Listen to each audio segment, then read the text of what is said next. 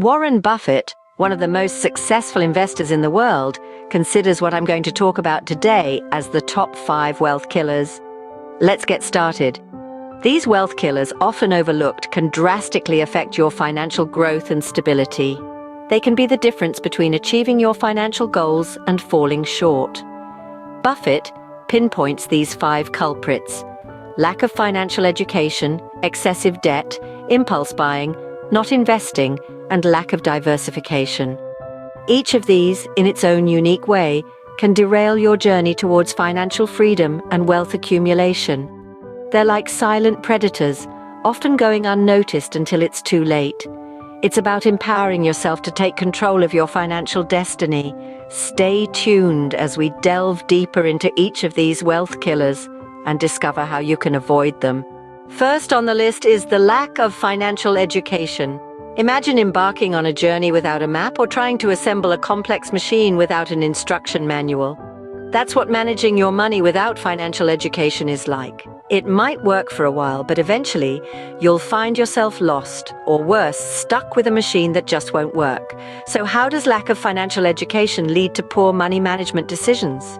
Well, without a basic understanding of financial concepts, it becomes easy to fall into traps like high-interest loans or get-rich-quick schemes. You might also find yourself unable to budget effectively, leading to overspending and debt accumulation. Moreover, without financial education, the world of investing can seem daunting and complex. Yet, investing is one of the key ways to grow your wealth over time. Without a grasp on how it works, you can miss out on opportunities to make your money work for you. Now let's talk about the importance of understanding financial basics and investing. Imagine you're a carpenter. You wouldn't start building a house without understanding the basic principles of construction, right? The same goes for managing your money. Understanding financial basics like the difference between assets and liabilities, the importance of saving, and the concept of compound interest can be the foundation of your financial house. Once you have that foundation, you're better equipped to make informed decisions about your money. As for investing, think of it as the tools you need to build your financial house. Understanding how different investments work, the risks and potential returns, can help you choose the right tools for your financial goals. So, how do you educate yourself financially? Start with the basics. Read books, attend seminars, or take online courses. Seek advice from financial advisors or mentors, but most importantly, don't be afraid to ask questions. After all, the only foolish question is the one that isn't asked. Remember, knowledge is power. Educate yourself financially and take control of your wealth. Moving on to the second wealth killer, excessive debt. This is a monster that can sneak up on us slowly and subtly. It's like a snowball rolling down a hill, gaining size and momentum until it becomes an avalanche. Now, debt in itself is not necessarily a bad thing. It can be a powerful tool when used wisely. It can help us buy a house, invest in education, or start a business. However, problems arise when we accumulate more debt than we can handle, when we live beyond our means. That's when the snowball starts to roll. Imagine a bucket. You can fill it with water, no problem. But if you keep pouring, it will eventually overflow. The same applies to debt. There's a limit to how much debt we can carry, and when that limit is exceeded, it becomes excessive. It starts to weigh us down, draining our resources, our energy, and our peace of mind. Excessive debt can turn into a vicious cycle. We borrow to pay off previous debts, then borrow some more to cover the new debts. It's like trying to douse a fire with gasoline. The more we borrow, the bigger the debt fire gets, and the harder it becomes to extinguish. So how do we avoid this wealth killer? First, by living within our means. This means not spending more than we earn. It means setting a budget and sticking to it. It means making sacrifices and prioritizing needs over wants. Second, by managing our debts effectively. This involves keeping track of our debts, paying them off on time, and avoiding unnecessary borrowing. It also involves understanding the terms of our loans, such as interest rates and repayment schedules, so we can make informed decisions. Remember, the goal is not to eliminate debt completely, but to keep it within manageable limits. It's about balance. It's about knowing how much debt we can carry without toppling over. It's about using debt as a tool, not letting it become a burden. Avoid falling into the debt trap. Live within your means and manage your debts wisely. Because the path to wealth is not paved with excessive debt, but with prudent financial management. Next up, impulse buying. Impulse buying, we all have them. But when it comes to wealth creation, some habits can be particularly detrimental. Let's start with impulse buying. Picture this. You're scrolling through your favorite online store and you spot those shiny new sneakers. You don't really need them, but they're just a click away. So you buy them on a whim. Doesn't sound like a big deal, right? But these small impulsive purchases can add up over time, and before you know it, a significant chunk of your income has gone towards items you didn't really need. The second bad habit we're going to touch on is not saving. It's easy to fall into the trap of thinking, I'll start saving when I make more money. But the truth is, it's not about how much you earn, but how much you save. Consistently putting aside a portion of your income, no matter how small, can make a huge difference in the long run. It's like planting a tree. The sooner you start, the more time it has to grow. Now let's talk about the importance of discipline and good financial habits. Discipline is what keeps you from clicking buy now on those sneakers. It's what pushes you to set aside some money for savings every month, even when you'd rather spend it on something else.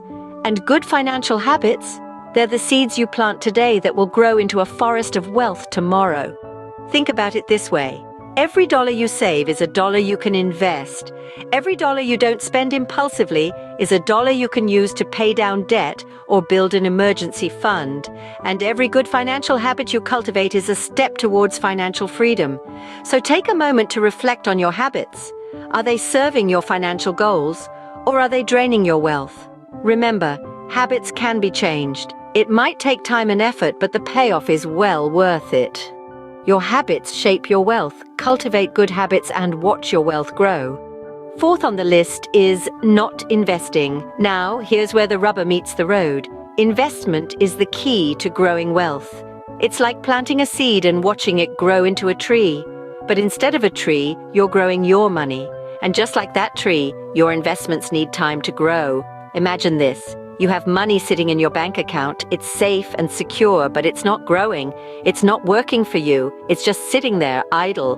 Now picture that same money invested in a business, the stock market, real estate, or any other venture. That money is now working for you, potentially bringing in more money and growing your wealth. Not investing is like missing out on a golden opportunity. It's like witnessing a rocket launch, but choosing not to get on board. You're left standing on the ground, watching as others reach for the stars. Now you might think that investing is only for those with deep pockets, but that's a myth.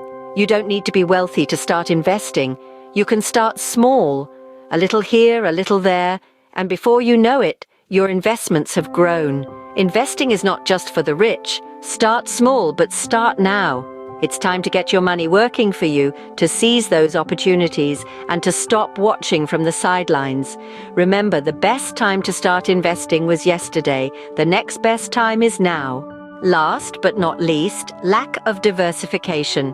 This is a common pitfall where many fall victim to the illusion of a sure thing.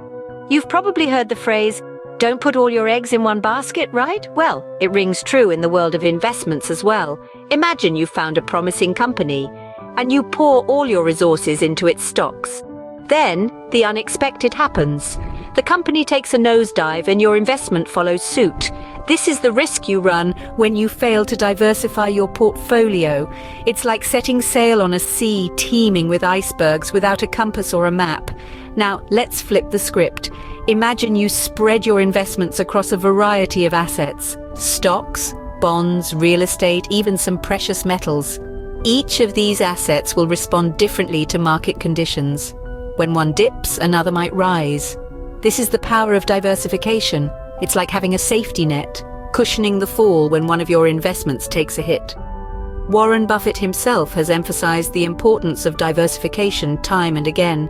It's a risk management strategy that allows you to weather the storms of the financial market. So take it from the sage of Omaha. Don't gamble on one high-stakes bet. Spread your risk across various assets. Diversify your investments. Don't put all your eggs in one basket. To recap, Warren Buffett's top 5 wealth killers are lack of financial education, excessive debt, bad habits, not investing, and lack of diversification. Firstly, without financial education, you're sailing a ship without a compass. Equip yourself with knowledge to navigate the financial seas. Secondly, excessive debt can drown you. Be prudent in your spending and avoid unnecessary liabilities. Thirdly, bad habits such as procrastination and overspending can erode your wealth. Cultivate good financial habits instead. Fourthly, not investing is like leaving your money under the mattress. It won't grow. Make your money work for you by investing wisely. Lastly, lack of diversification is like putting all your eggs in one basket. Spread your investments across a range of assets to mitigate risks. Avoid these wealth killers and embrace the path of financial freedom. Remember, it's never too late to start. The choice is yours.